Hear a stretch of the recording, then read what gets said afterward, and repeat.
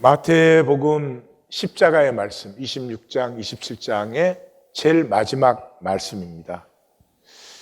이 제목을 꿈꾸는 임재의 사람들, 임재의 가슴들 그렇게 잡았습니다. 이 본문에 나타나는 종교인들은 가슴이 메말라 가지고 머리에 부작용이 심한 사람들이에요. 예. 가슴과 머리는 조화로워야 됩니다. 그런데 가슴은 메말라 버리고 이 머리만 과열을 시켜가지고, 그때도 그렇지만 지금도 종교인들은 부작용이 너무 심합니다. 이렇게 살면 안 되는데 그러면서 그렇게 살고, 또 이런 것이다 라고 말을 하면서도 자기는 전혀 엉뚱하게 살고, 이런 참 안타까운 사람들의 모습을 오늘 본문은 우리에게 보여주고 있죠. 종교는 땅에 속했고 땅을 살고 땅이 관심이에요. 그러면서 주여 주여 하나님 하나님 이제 그래요. 그래서 마태는 우라나스, 이게 하늘이라는 단어예요. 이 단어를 84번 사용합니다. 신약 전체에 이 284번 써진 단어인데 거의 3분의 1을 마태가 쓰고 있어요. 그만큼 마태는 이 땅에 중독된 종교, 땅밖에 모르면서 하나님 하나님 하는 그 종교의 위선에 너무 힘들고 지치고 아프고 질려버린 사람. 그래서 어떻게 이 땅을 하늘이 사랑으로 품었는가 하는 것을 이 복음서를 통해서 얘기하고 있죠. 시작이 그 이튿날은 합니다. 이 참 하나님께 허를 찔린 종교죠. 이 사내들이는 자기들이 완벽하게 이루어냈다고 생각을 하고 있죠. 이 사내들인과 종교인들이 제일 무서워한 게 누구였어요? 무리들이었습니다. 백성들이었어요. 계속해서 나오고 있습니다. 그런데 안식 전날에 딱 처형했으니까요. 그러니까 처형 끝나면 안식일이 시작되니까 이 소요도 일어날 수 없고 또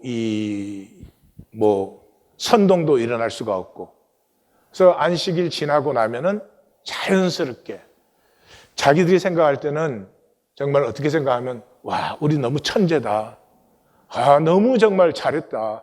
완벽해도 이렇게 완벽할 수가 있을까? 그렇게 처리를 딱 했는데 세상에 오후 3시에 운명하신 주님께서 오후 6시까지 완벽하고 아름다운 장례가 이루어질 줄 생각이나 했겠어요. 만약에 생각을 했더라면 빌라도에게 그때 부탁했겠죠. 무덤을 지켜야 된다고. 근데 그 다음 날 가서 그걸 얘기한 거는 완전히 하나님에게 허를 찔리는 것이죠. 이게 종교인의 삶이에요. 자기 나름대로 다 생각하고 계산해가지고 일을 합니다. 그리고 늘 하나님께 허를 찔려요. 돌이키게 하려고. 준비일 다음 날이라. 마태는 안식일을, 이제 하나님 앞에 모이는 날을 안식일이라고 부르는 것을 폐해버렸습니다. 종교를 폐했죠.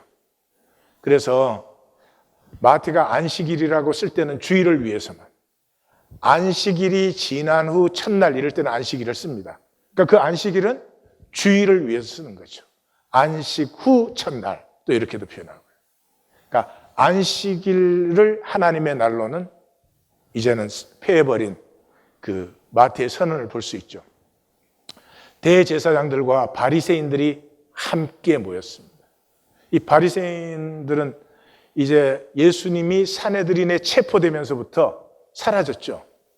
이제 자기들이 할 일은 끝났죠. 이제는 사내들인이 잘 알아서 처리하게 돼 있는 것이죠. 그런데 예수님의 십자가를 보고 듣고 만난 후에 그들은 굉장한 위기감을 느꼈습니다.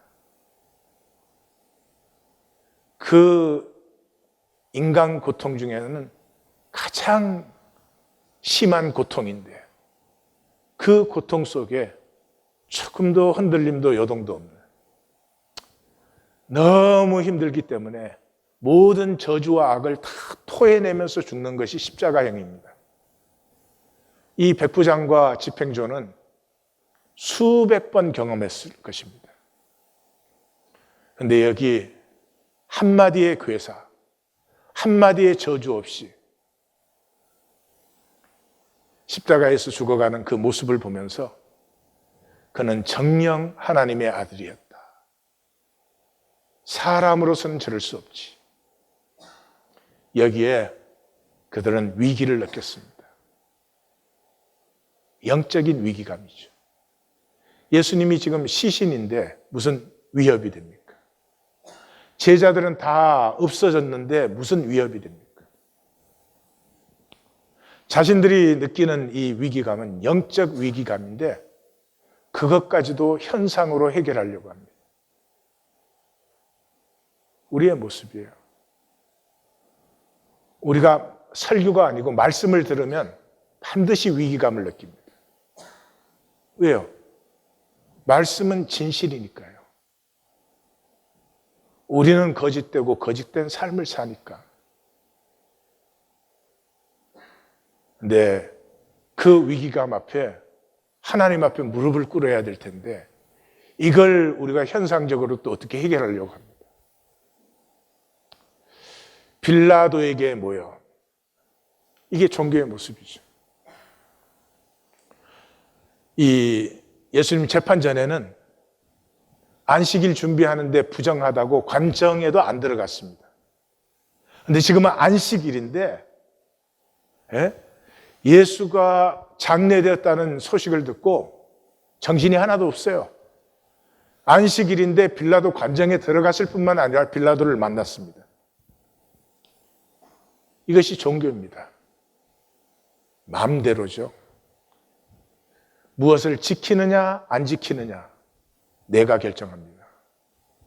무엇을 걸러내고 무엇을 삼키느냐 내가 결정합니다. 드리느냐 안 드리느냐 내가 결정합니다.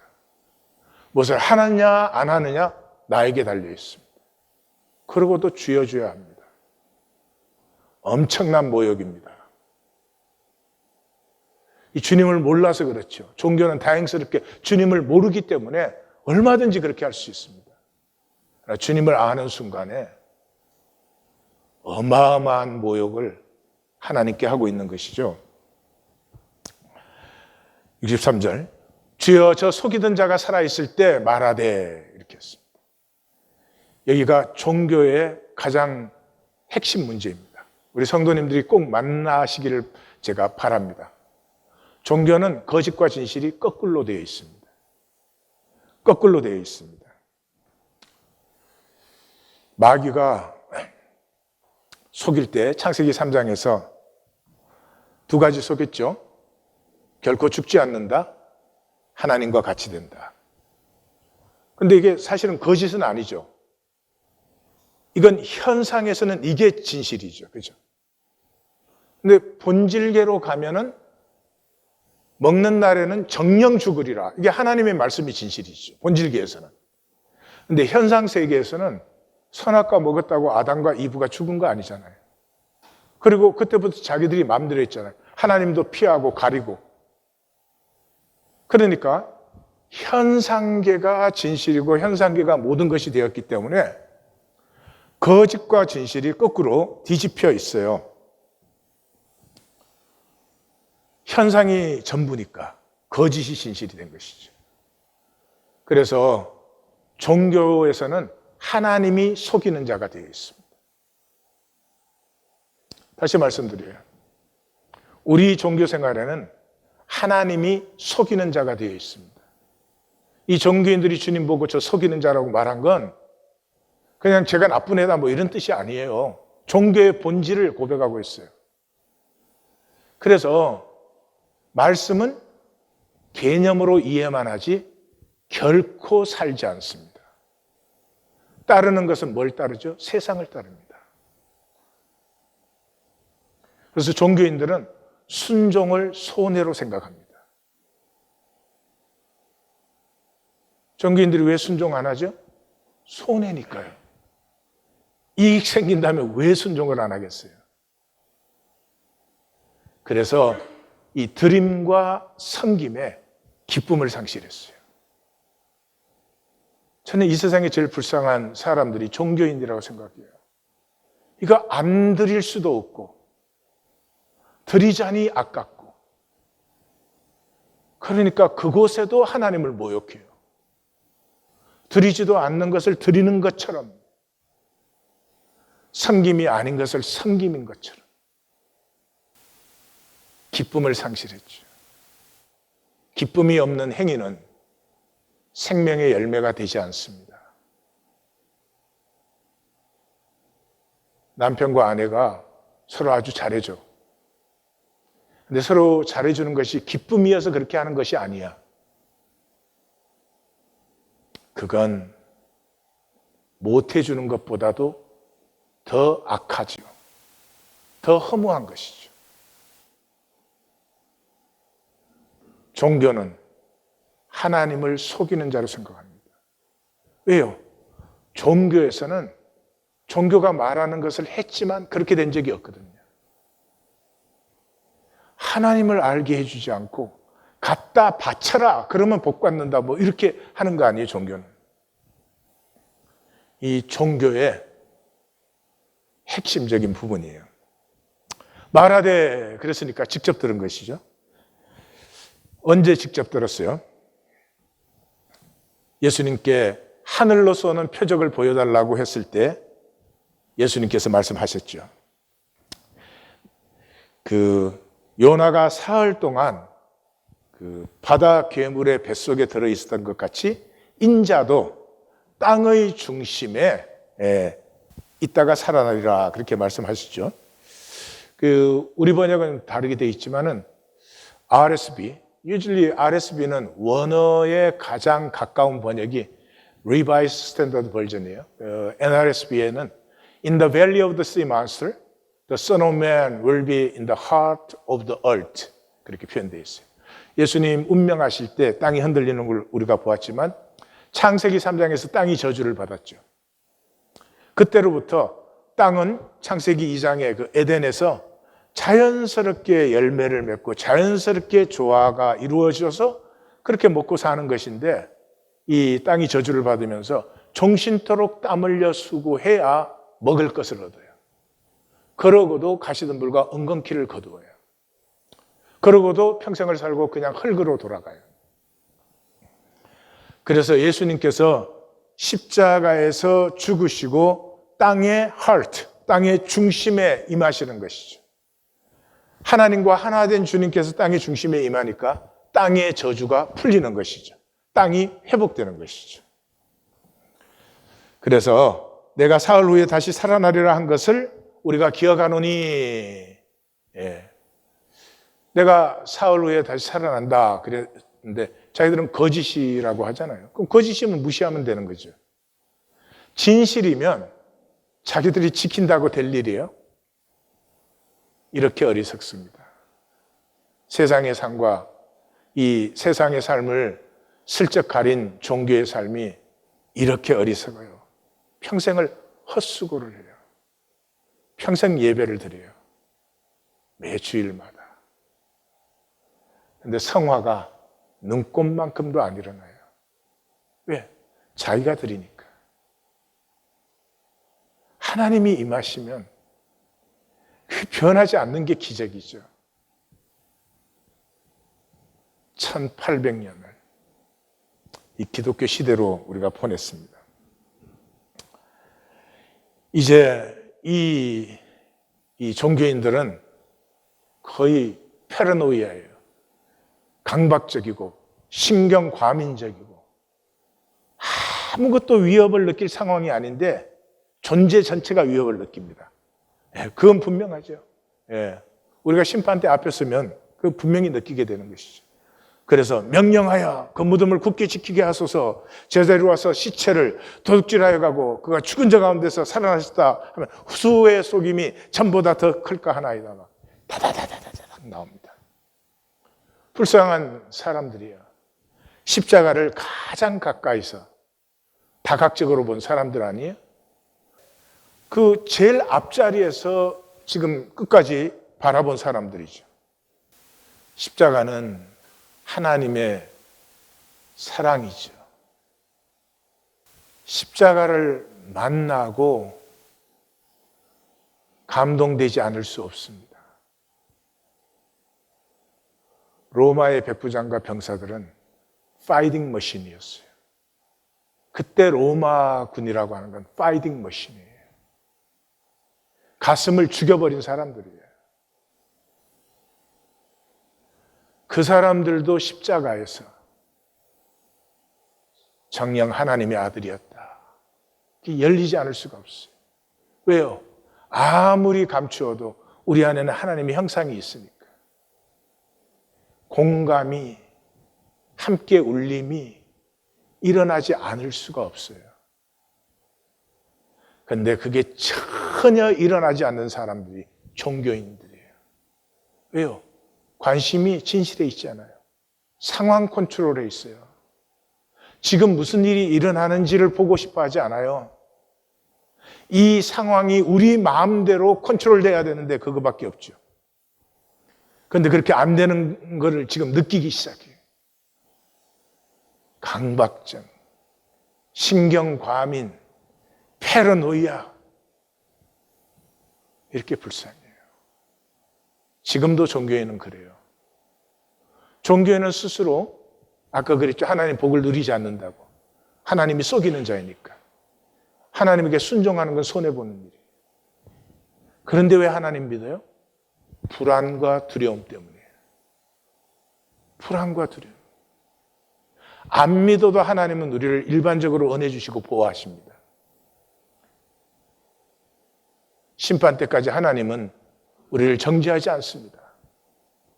근데 우리 스스로 불안하고 두려워가지고 막 종교 행위를 해야 될 것 같아요. 그 사람의 삶에서 무엇이 피어나겠어요? 불안과 두려움에 계속 염려, 근심에 사로잡혀 있는 삶에서 무엇이 피어나겠어요? 참으로 불쌍해요. 하나님이 우리가 그 계곡을 지나게 하세요. 그 종교를 허락하신 이유는 그것에 부딪혀서 안 돌이키기가 힘들기 때문에. 근데 종교인들은 그것마저도 자기 개념으로 피합니다. 시체는 두려워하면서 하나님은 두려운 줄 몰라요. 임재를 모르기 때문에 시체는 두려워해요. 왜요? 시체는 상황을 만들잖아요. 이 시체 때문에 지금 상황이 일어날 수 있으니까. 그런데 살아계신 하나님은 두려워할 줄을 몰라요. 지켜야 된다 그러니까 너희에게도 경비병이 있으니 가서 힘대로 굳게 지키라. 우리 번역이 좀 그렇습니다. 원어대로 하면은 Go make it as secure as you know. 시체를 지켜? 뭐를 지킬 건데? 도대체 뭐를 지켜야 해서 시체를 지키려고 해? 그래? 지키고 싶어? 그럼 너네 경비병에 가서 너희가 아는 대로 지켜봐. 이 시체도 안절부절하는 종교에 보내는 경멸이, 이 조소. 지금 우리 아니에요?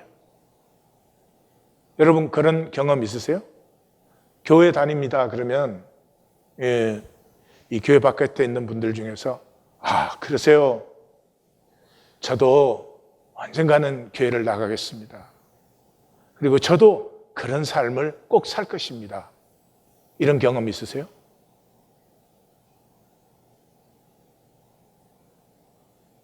교회 나간다는 것이나 안 나간다는 것이나 이 세상에 무슨 차이를 봅니까? 그것이 우리에게 하나도 이상하지 않아요. 이미 우리가 그러니까. 결국 자기 경비병들과 함께 가서 돌을 임봉하고 무덤을 굳게 지키니라. 영적 맹인들인 종교인의 헛된 땅의식거리. 현상밖에 모르니까. 현상과 조건 외에는 할 수 있는 것이 아무것도 없어요. 본질적인 것을 보지 못해요. 그러니까 하고 나면 다 허상인데 그걸 계속 하는 것이죠. 종교 생활이 사실 그런 것이죠. 이 종교의 핵심 문제는 임재입니다. 이게 성경의 중심이기도 합니다. 종교에 없는 것이 뭐가 있어요? 종교에 지식이 없습니까? 종교에 행위가 없습니까? 종교에 경험이 없습니까?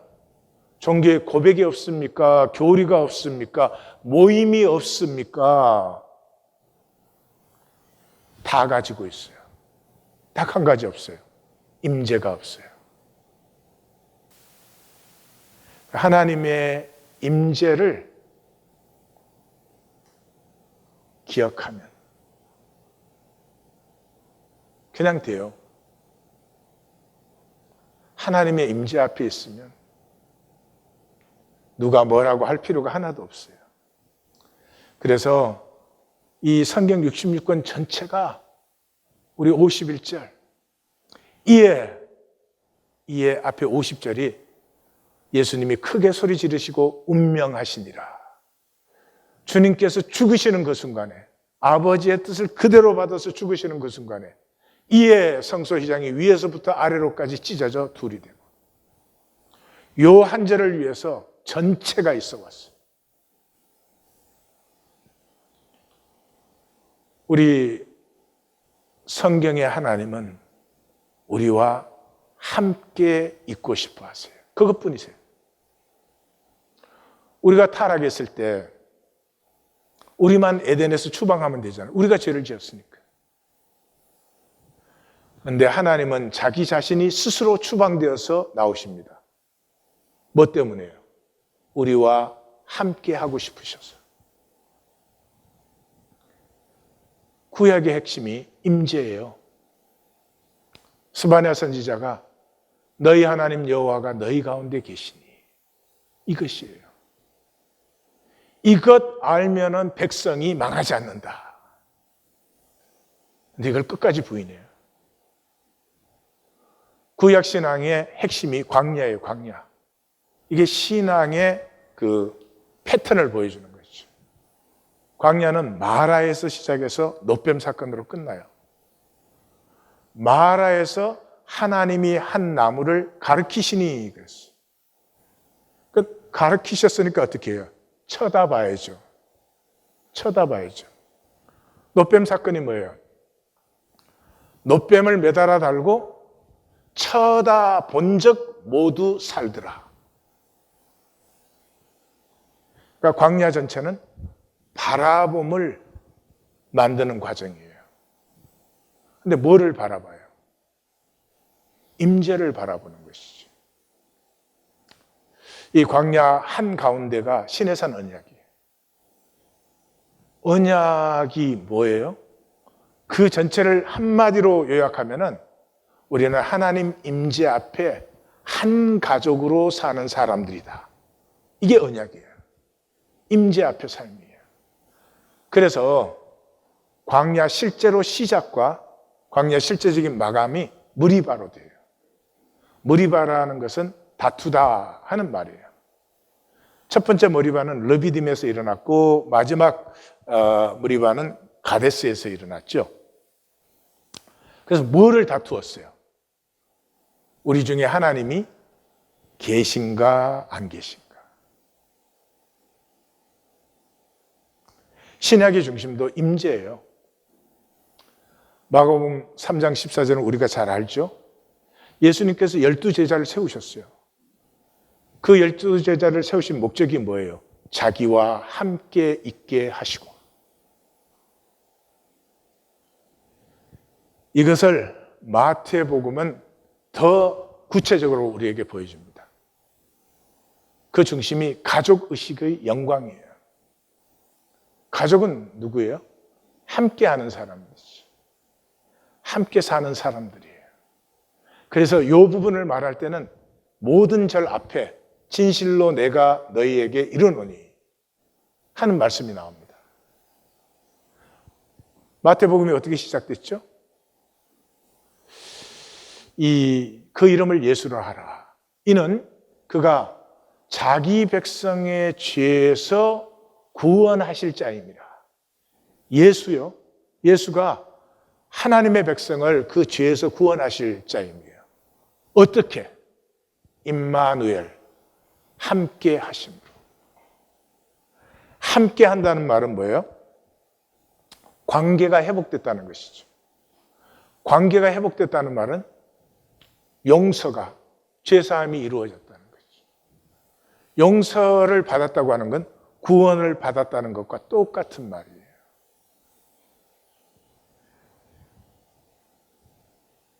마귀가 악한 것은 살인 강도질 시켜서 악한 게 아니에요. 그런 악함이면 무슨 문제가 되겠어요? 이게 원수 중에 원수인 이유가 마귀는 단절시키는 거예요. 생명의 반대는 단절이에요. 종교에는 단절의 사람들이에요. 단절의 사람들의 표가 뭔지 아세요? 내가 알아서 한다예요. 남편이 아내 보고 그래요. 신경 쓸 거 없어. 내가 알아서 하니까. 일하자는 거 아니잖아요. 뭐를 해도 좋은데 통하고 싶다는 거 아니에요? 나중에 자식이 커서 부모 보고 신경 쓰지 말아요. 내가 다 알아서 할 테니까. 그럼 좋으세요? 인격적으로는 가장 악한 것이 단절이에요. 이게 마귀의 것인데 종교 생활하는 이유가 그 단절을 위해서. 순종이 손해니까 내가 알아서 하려고. 그래서 마태복음은 18장 클라이막스에서 그러는 거예요. 이 임재 안에 함께하는 사람들이 되면은 그 사람이 땅에서 매면 하늘에서 매고 땅에서 풀면 하늘에서 풀리고 또 진실로 내가 너희에게 이르노니 두 사람이 거기서는 같이 기도하면 하늘에 계신 아버지께서 반드시 이루신다. 그리고 총결론이 뭐예요? 두세 사람이 내 이름으로 나의 주권 아래 내 마음대로 내가 알아서 하는 게 아니고 말씀에 순종함으로 있는 그곳에 내 임재가 함께한다. 그래서 총결론이 뭐예요? 볼지어다 세상 끝날까지 내가 너희와 항상 함께 있으리라. 항상 함께 있으리라. 이게 가장 복된 약속이에요. 이 임재를 다른 말로 하면 거룩이에요. 거룩하면 우리는 또 현상적인 걸 생각할 수 있지만 거룩하다는 말은 다르다는 말이에요. 차원이 다르다는 말이에요. 그냥 약간의 차이가 있다는 것이 아니라 차원 자체가 다르다는 것이 절대 다름이에요. 그래서 임재 안에 있을 때 새로운 차원이 임하게 돼요.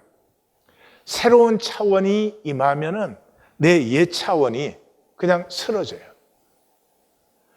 그걸 우리가 안 하려고 하는 게 아니고 그걸 내가 뭐 의지를 굳게 세워서 안 하는 게 아니고요. 그냥 하나님의 새 차원이 임하면은 이 혈육의 허무한 차원은 그냥 쓰러지게 돼 있어요. 그래서 이 절대 다름을 이 거룩은 설명할 수 없는 건데 하여튼 말로 표현을 합니다. 이 세 가지가 있어요. 신비예요, 신비. 그 다음에 두렵고 떨림이에요. 근데 두렵고 떨리는데도 끌려요. 패시네이션.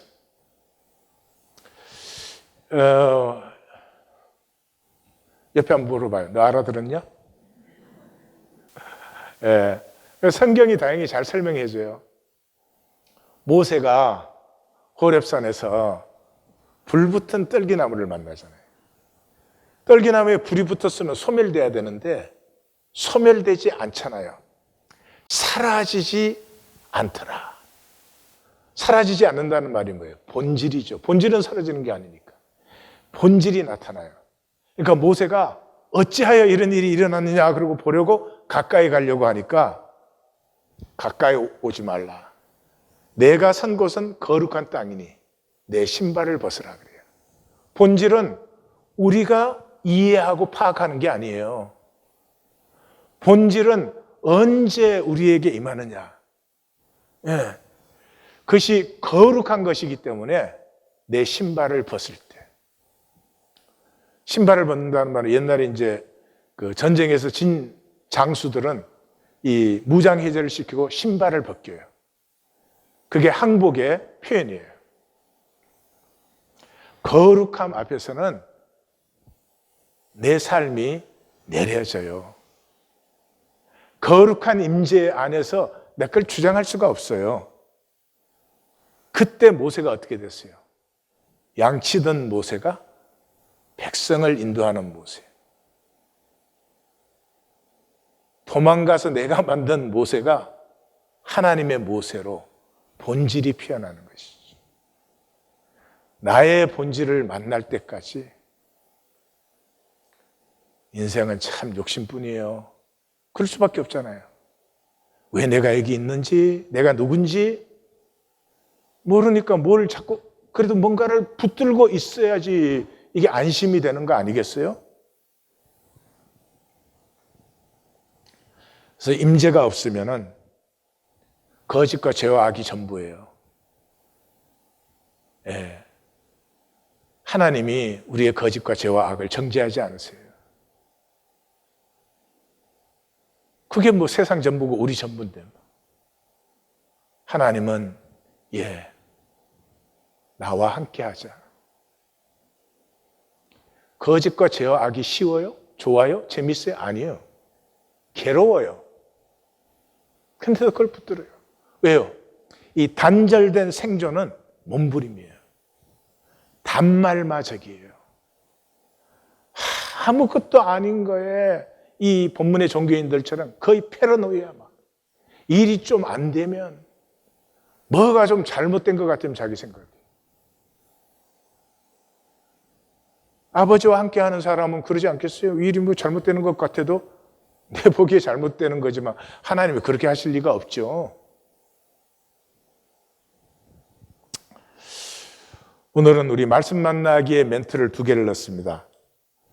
첫 번째 것은 우리가 다음 것들을 원하면 하나님과 하나가 되기를, 새 차원이 되기를, 하나님 나라를 세우며 유업자가 되기를, 영원히 만유와 하나 되는 신비를 누리기를, 하나님이 창조하신 나로 완성되어 그 신비와 영광을 누리기를, 또 위의 말들의 실체가 무엇인지 알기를 원한다면 아래의 것들을 직면해야 됩니다. 내가 직면해야 돼요. 그것이 뭐예요? 내가 종교인이라는 것이. 애고와 욕망에서 거듭나지 못했다는 것이에요. 위선과 거짓의 사람이라는 것이에요. 세상의 것에 목마르고 굶주렸다는 것이에요. 남과 비교에 거의 정신병자예요. 열등의식 가리기에 전전긍긍해요. 요만한 약점도 보일 수가 없어. 남이 나보다 요만큼만 잘난 것 같아도 그냥 왠지 불안하고 그래요. 나 자신과 삶에 실제적으로 자랑스러운 영광이 없어서 보이는 껍질 만들면서 이걸 또 남들이 알까봐 두려워해요. 중독이에요. 중독이에요. 거짓에 중독된 것이 종교인들이에요. 중독이란 말은 아는데 행동은 거꾸로 해요. 그 중독자들 상담해 보면 참 재밌어요. 뭐 당연히 압니다. 아, 이제 약 끊어야 된다. 알아요. 약 끊어야 된다. 그 다음에 나가면 약 맞아요. 예. 그러니까 중독이란 말은 아는데 행동은 거꾸로 해요. 예, 세상의 삶이 중독된 삶이에요. 저는 그 중고등부 사역을 12년 했으니까. 여러분, 누가 뭐라 그래도요, 깽단에 들어가 있는 녀석도 공부를 잘하고 싶어요. 잘하고 싶어요. 근데 안 해. 걔들이 왜 우리를 닮았을까? 우리 삶을 보세요. 좋은 사람 되면은, 되도록 살면 3년이면 사람 참 좋아집니다. 근데 좋은 사람은 안 되고 좋은 사람으로 보이려고 살아요. 난 이 세상이 정말 저는 이해가 안 가요. 미치겠어요. 젊어 보이려고 마음을 다하고 성품을 다하고 힘을 다해요. 예뻐 보이려고, 있어 보이려고. 근데 예뻐 보이고 있어 보이려 한다는 것은 예쁘지 않고 이쁘지 않다. 젊어 보이려고 하는 건 자기가 젊지 않다. 이거 스스로 증명하는 거잖아요.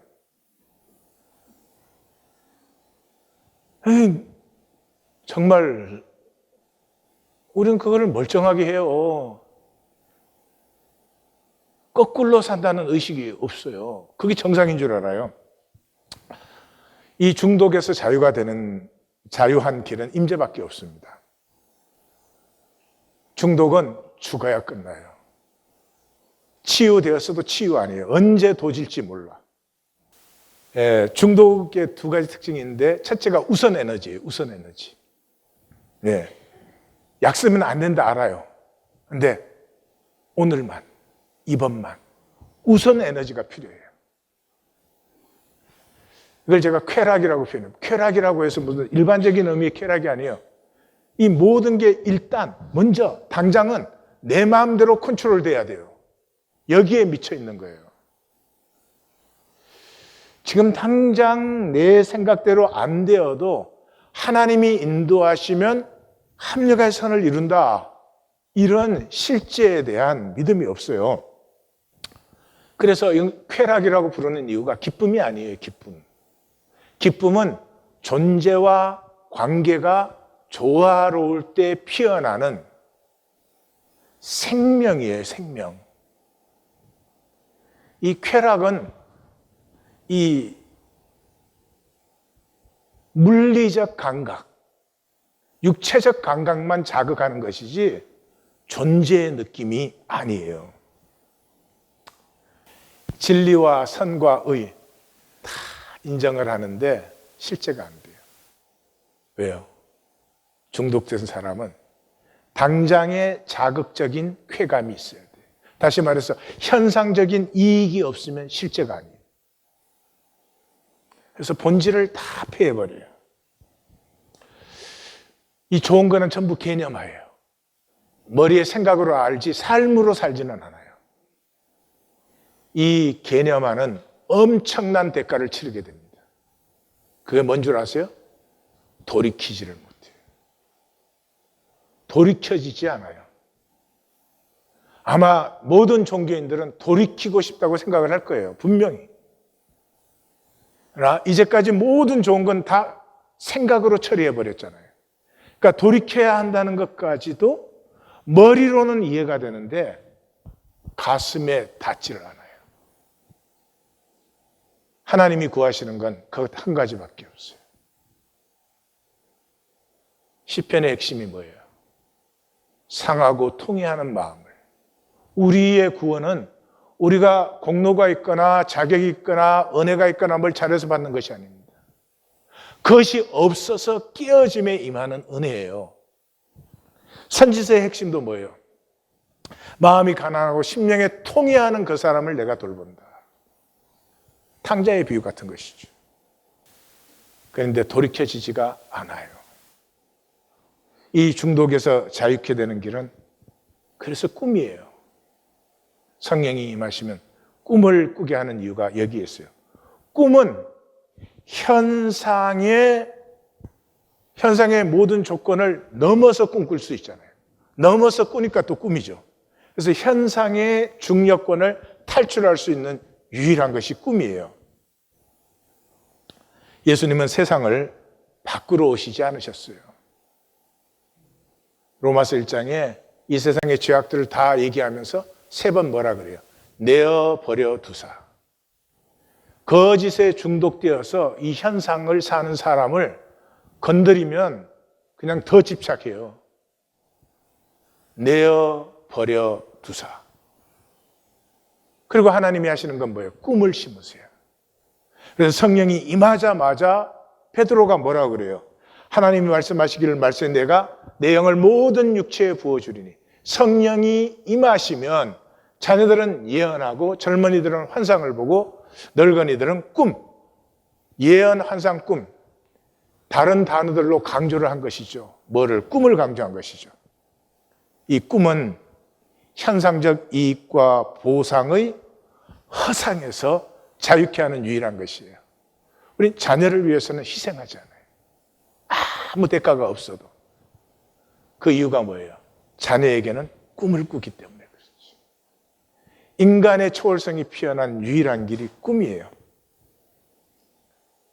하나님의 자녀라면, 하나님의 사람이라면 딱 한 가지 꿈을 꿔요. 일용할 양식의 나라. 만약에 우리 모두가 일용할 양식으로 산다면 경쟁하지 않아요? 대립하지 않아요? 전쟁, 조직 이런 거 필요하지 않아요? 여러분, 이 선진국들은 국가를 운영하는데 천문학적인 돈을 낭비합니다. 뭐 그 천문학적인 돈들에서 미사일 만드는 거 그건 둘째치고요. 돈이 줄줄줄 새는 것이 국가예요, 국가. 그래서 나라 것에 그 청부를 맡은 사람들은 돈을 쉽게 벌어요. 소위 선진국이라는 게 무슨 선진국은 천문학적인 돈이 국가 유지에 낭비돼요. 그리고 다른 나라하고 경쟁하는 데 낭비돼요. 후진국은 천문학적인 돈이 부패에 낭비돼요. IT 가본 적 있으세요? 제 사람을 사는 데가 아니에요. 이 빈곤과 이 무지와 가난의 수준이 상상 이상이에요. 그런데도 그게 몇 사람들은 계속 돈을 국외로 빼돌려가지고 자기도 못 쓰고 자식도 못 쓰는 돈이에요. 큰 욕심을 부려요. 하나님을 믿으면요, 일용할 양식의 나라를 꿈꾸어요. 이 꿈을 꾸면서부터 엄청나게 자유해집니다. 쓸데없는 욕심에 시간 낭비하지 않아요. 나를 느껴보고 싶어요. 나를 피워보고 싶어요. 내가 누군지 만나보고 싶어요. 내 속에 있는 꿈이 무엇인지 궁금해지기 시작해요. 기를 쓰고 이 긴장 이 삶이 이렇게 되었던 삶이 이완이 되기 시작하면서 누구를 만나도 자연을 만나도 이완되고 조화롭기 시작하고 만남의 기쁨을 누리기 시작하고 그래요. 이 모든 것에 그러면 어떻게 하란 말이냐? 성경에서 제가 찾은 답은 신앙은 불가능하다는 것이에요. 그것을 먼저 아셔야 돼요. 종교는 자기가 듣고 보고 배워갖고 자기가 뭐 예수 믿는다 뭐 이러고 돌아다니는 게 자기가 다 만들었지 뭐 신앙. 문제는 자기가 만든 신앙은 신앙이 아니라는 사실이에요. 신앙은 불가능하다는 것을 먼저 분명히 알아야 돼요. 신앙은 임재 안에서 아버지와 하나 되는 거잖아요. 아버지와 하나 되면 진실하죠? 하나가 되죠? 예, 신뢰, 신실한 신뢰가 가능해요. 이건 세 가지 다 뭐 불완전한 정도가 아니라 없는데 신앙은 절대 불가능해요. 그래서 오늘 본문의 종교인들은 여러분 예수님 당시에 서기관 바리새인들 대제사장들이 우린 다 이래 성경 읽으면 우리보다 못한 줄 알아요.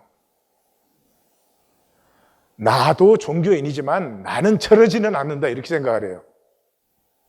실제로는 100배 다한데 종교의 엘리트들이 하나님을 믿지 못했어요. 왜? 종교는 땅의 차원이니까. 상황을 두려워하지 하늘을 몰라요. 하나님을 두려워하지 않아요. 이번 주 말씀 만나기 멘트에도 그래서 본문에서 보여주는 종교인들의 모습은 악하고 어리석고 위선적이고 무지하고 겉으로는 대접을 받지만 실제로는 모든 사람에게 경멸을 받습니다. 이 사람들은 누구며 어떤 사람들인데 이런 삶을 사는지 또 영원한 하나님의 기록 성경에 더럽고 추하고 천박하고 악하고 위선으로 기록되었을까요?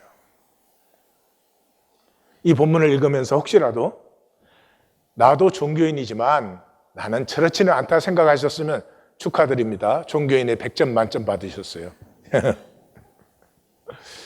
인류 역사는 종교의 역사예요. 종교가 없었던 적은 없어요, 인류 역사에는.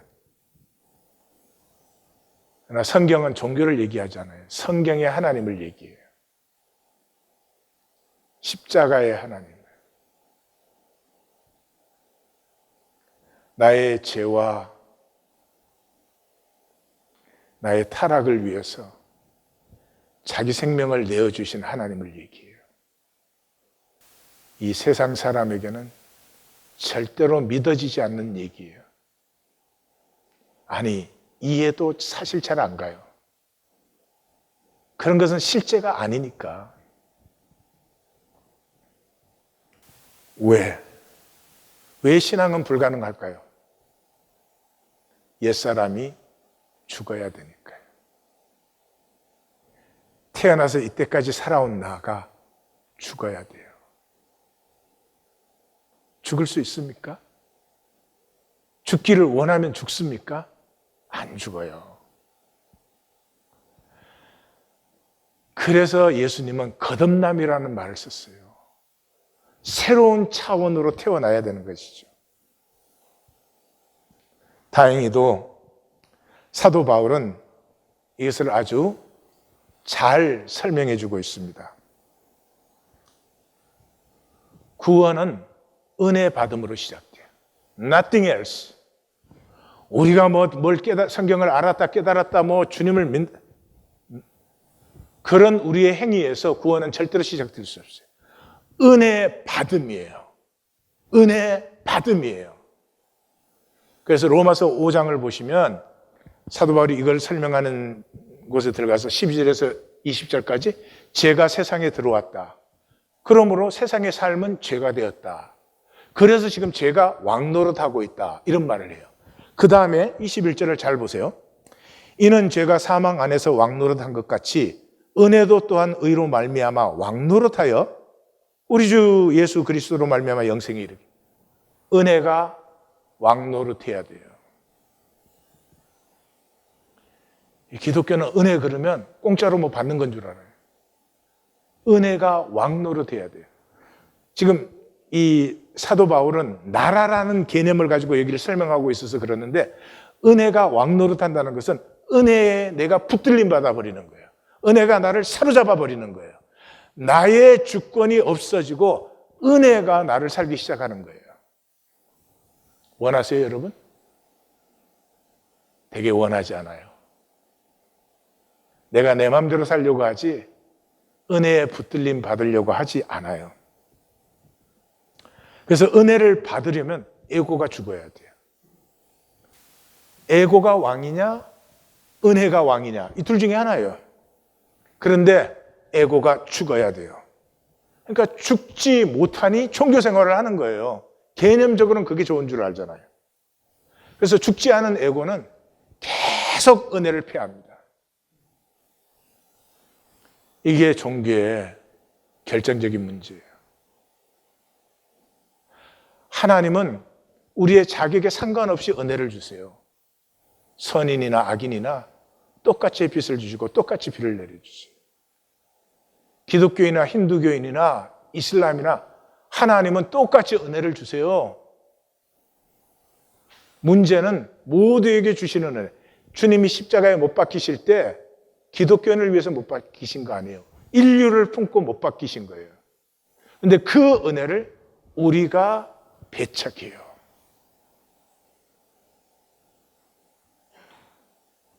종교의 그 거꾸로 때문에. 그래서 그 문제 때문에 사도 바울은 이렇게 말합니다. 6장 3절에 무릇 그리스도 예수와 합하여 세례를 받은 우리는 그와 죽으심과 합하여 세례를 받은 줄 알지 못하느냐? 나 안 죽은 거 알아. 그러나 주님은 너를 품고 죽었다. 그러니까 그 주님 안에서 너도 죽었어. 우리가 안 죽는데 죽었다는 걸 먼저 알으라는 거죠. 그러면서 그 얘기를 쭉 하고 총결론으로 이렇게 말합니다. 이와 같이 너희도 너희 자신을 죄에 대하여는 죽은 자요 그리스도 예수 안에서 하나님께 대하여는 살아있는 자로 여길지어다. 이 여길지어다를 우리는 그렇지 않은 걸 그렇다고 가정하거나 인정하거나 이런 걸로 생각을 해요. 아니에요. 지금 여기까지 설명한 말씀을 내 가슴에 품으라는 거예요. 여긴다는 것은 내가 의지로 그렇다 뭐 이렇게 해주는 것이 아니고 그 말씀을 가슴에, 하나님께서 이루신 구원의 역사를 내 가슴에 품어라. 이 말씀을 품을 때 피어나는 것이 꿈이 피어납니다. 나로 살고 싶은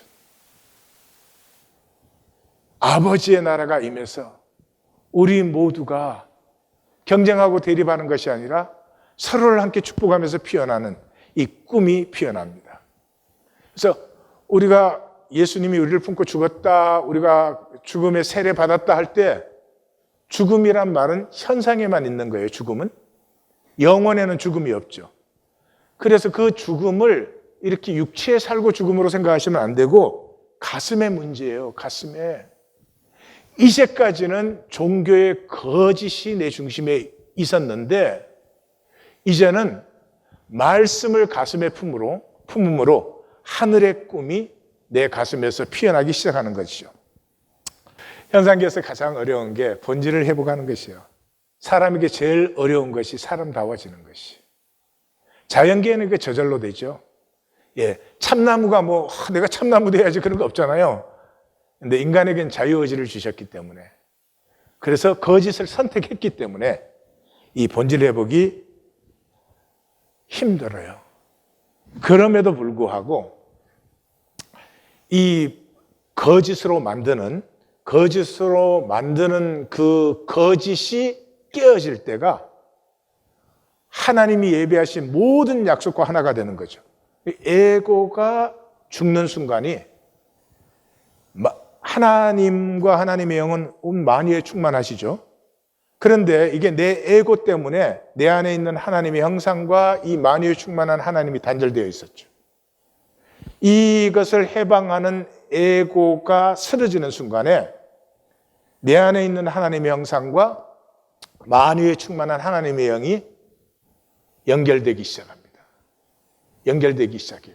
그러면 내가 육체로 만들던 삶에서 하나님의 형상이 내 안에서 피어나는 삶이 피어나기 시작해요.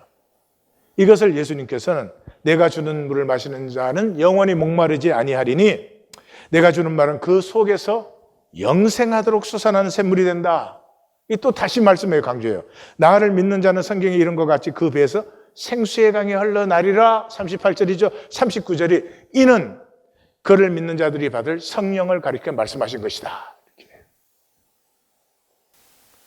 내 에고로 계속 사는 것이 종교 생활입니다. 이것이 나와 함께 하시는 하나님을 나 스스로 부정합니다. 딱 한 가지. 내 마음대로 안 되는 것이 너무나 불안해서.